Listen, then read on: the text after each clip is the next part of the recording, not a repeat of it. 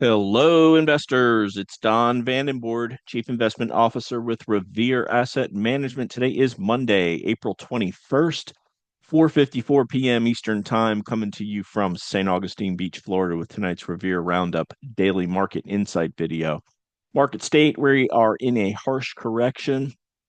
We quantify that as being 12% or more off the recent high in the S&P 500.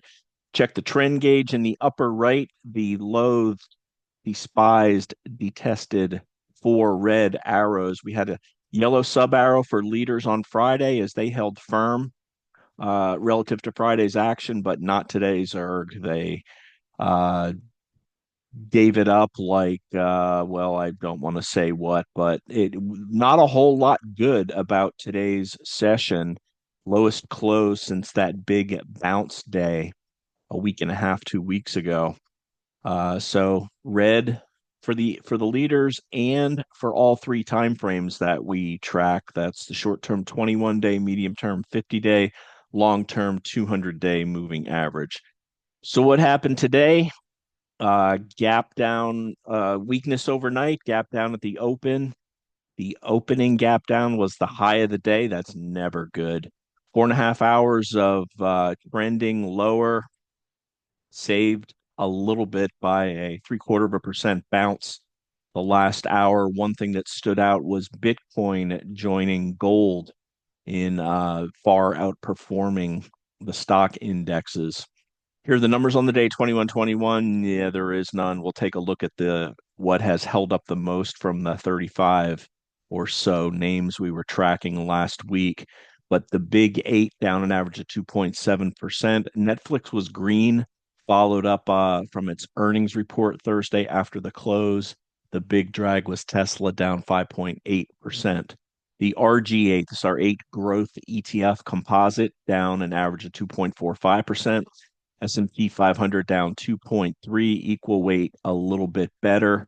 NASDAQ weak, equal weight a little bit better, and Dow mid caps, small caps all weak. We'll take a look at their charts momentarily. Global 60/40 down 1.1%. Bond prices down as yields tick up. Our flagship GROTECTION portfolio added Bitcoin today on that strength. Very good low risk entry. I'll explain that when we get to the charts.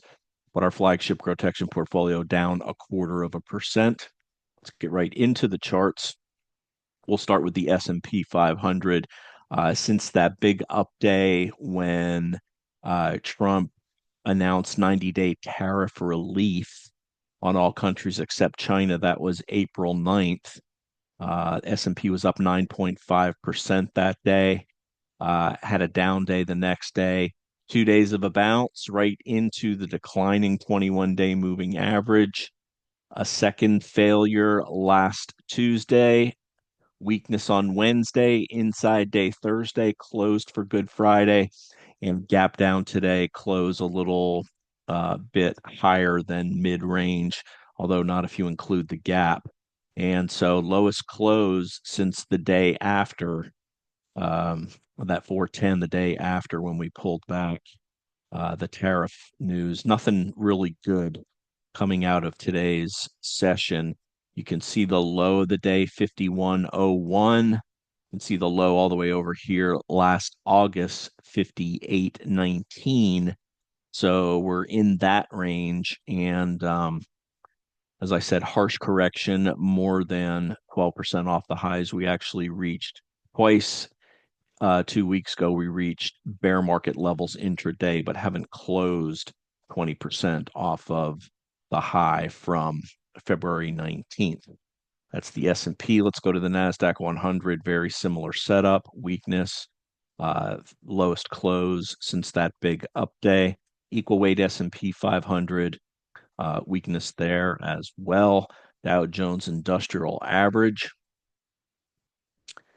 Stop me if you've heard this before. It's pretty consistent. We're below the declining 21 and 8. That's at a minimum, we want to be above the 8-day moving average in the indexes before we can even consider putting more money to work. There's the Dow. How about the mid cap S&P 400? Yep, you get the picture and the small cap Russell 2000 down 2.1%. Everything below the declining 8, 21, 50, and 200 as far as the major indexes go. Let's go to the VIX, uh, back above the 30 level, up 14% on the day. The US dollar continues to drop, making new lows from this correction. Um, the standout continues to be the precious metals. Here's gold with another gap up 3.1%. Gold stocks gapped up, gave back quite a bit, almost to flat, but then bounced in the afternoon up 1.5%. Silver regaining the 50-day moving average up less than 1%. And Bitcoin, the kind of surprise, this normally trades as a risk on risk off in line with the NASDAQ, but up today over 3%. Note the relative strength line and why we took a position in it today in GROTECTION. Ted and Connor added it to TurboTection in this tight area around the 21 last week, but four closes above the 21, continued rising relative strength line, gap up today. We waited for the oversold stochastics on the shorter time frame to come back a little bit, bought it a little bit below 50. So very near where we got in. So now what's our reference point against this? The 8 and the 21 are stacked, and they are 8 and 21. Let's try this again. The 8 and 21 are 3.6 and 3.9% below where we are right now, which is a 2% starter position. So put like 12 basis points of the entire portfolio at risk for our stop. We pulled back to the 50-day moving average after the gap above it bounced and held that level. So that's a plus. Other levels we're watching, very obviously, this 50 level, which served as support in January, was a support resistance level late February, provided resistance in mid March and again late March.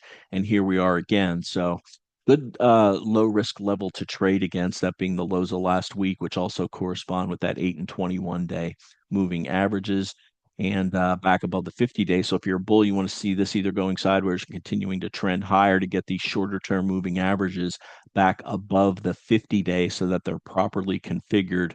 We want to always see the shortest term followed by the medium term and the intermediate and then longer term, all stacked, and then price above those. So getting there, but very obvious relative strength over the last 2 months in Bitcoin. Let's go to bonds now.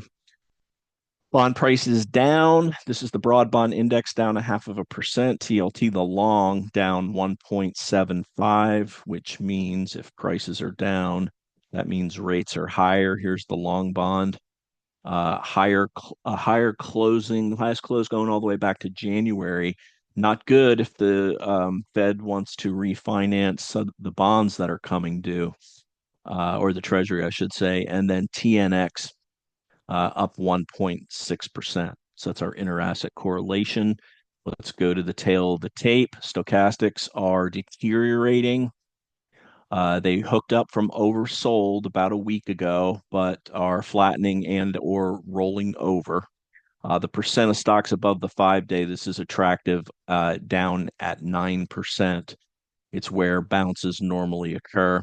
We've been in the bear case since 326, when we broke the 21-day moving average. A little bit of news: Trump calling Powell too late. Jerome Powell, he was too late to raise rates. Trump hammering him that he's too late to cut rates now.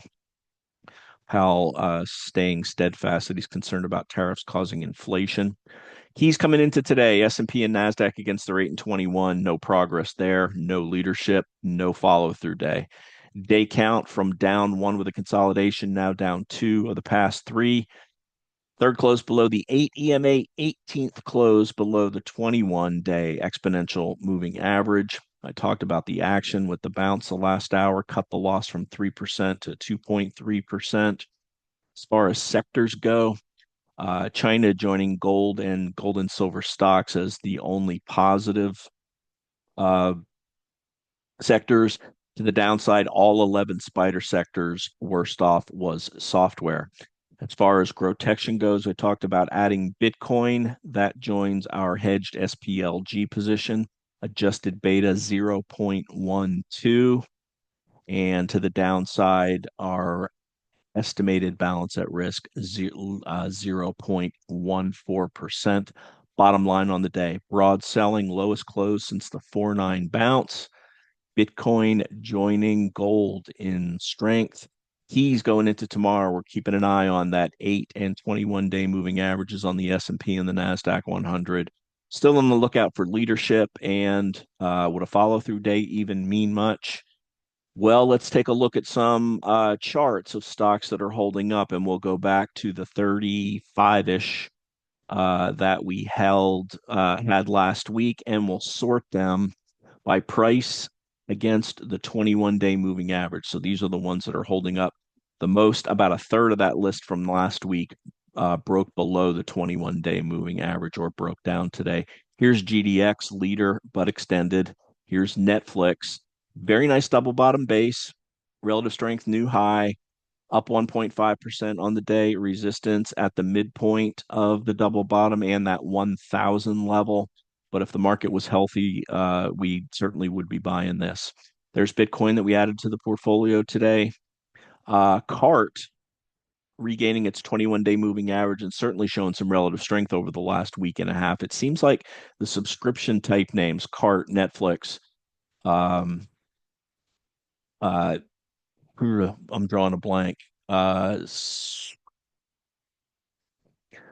okay, I'll just have to look at my charts here. And DoorDash also a subscription based, but that had a rough day. Uber also the type of service that's holding up. Spotify is the one that I'm blanking on. That down 2.7%, but these are showing some relative strength, and the service industry seems to be a spot to at least keep an eye on if the market rights itself. But CART wasn't on the list 2 weeks ago, joined the list late last week, and still above the 21-day moving average, along with Sprouts, relative strength at a high. Lilly, with some news last week, ran into resistance at the 21 and 50-day moving average. Northrop Grumman continues to stay strong. Palantir, we got stopped on this last week, below where we stopped out on it now. When the market winds are in your face like this, it's a matter of just identifying and isolating relative strength and fundamentally strong stocks that may lead if the market rights itself. Another education services, Stride, continues to hold up well. Lantheus sitting on the 21, KTOS above the 21, Brinker above the 21, Chewy sitting on the 21, Celsius bounced at the 21. There's Uber. Got some bad news today. The FTC, is it the FTC? Yeah, looking into them overbilling people for their upgraded service that they didn't request, but still relatively better than the average growth stock was today, down 3.1%, undercutting and reclaiming the 21-day moving average, bouncing at the 200-day moving average. Note the big relative strength over the last 2+ weeks on Uber. Nat gas stocks had a rough day today after being up 4 or 5 straight days. CrowdStrike was one very high on our list, attempted to break out last week. Now it's below the 21/8 and 50-day moving averages. BJ's closing a hair below the 21 today. GEV, another one that tried to break out last week. Now it's below the 50, the 8, and the 21. There's Spotify still holding up in a nice double bottom pattern. Tried to move out today above the 50-day moving average. Not in this market. Closed right on the 21. Penumbra right below the 21. Axon breaking the 21, and DRI on the 21. Take Two breaking the 21. WGS breaking the 21. Vertex breaking the 21. And I'll stop there.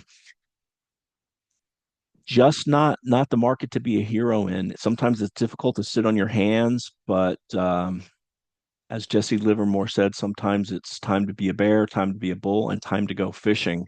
This is really time to go fishing. Although the Bears case certainly is working if you do what we do, which is track things against the 8 and 21 day moving average, sustained move below that level, you can do well in a down market. Heck, if you're even just getting out of the way we have espoused over the last few weeks, uh, you're saving a bunch of money and you've got all that dry powder for when the market rights itself. That's really the approach that we take. And if you're interested in that approach, reach out to me, Don at revereasset.com, or my partner Dan Stewart, Dan at revereasset.com. The phone's 855 Real Wealth. That's 855-732-5932. Our flagship portfolios, GROTECTION and TurboTection, designed to make money during market uptrends and lock those gains in when market downtrends occur. Get the heck out of the way of bear markets. We did it in COVID. We did it in 2022, and we're doing it now. Highlighted every night on video what we're doing and why we're doing it. Staying on the right side of the market, time tested rules that work in every market cycle. We got rules to get out, we got rules to get back in. And with that, I'll wrap it for Monday, April 21st. It's not how much you make in the market, it's how much you can keep. This is Don Vandenbord with Revere Asset, telling it like it is. Thanks for listening and have a great day.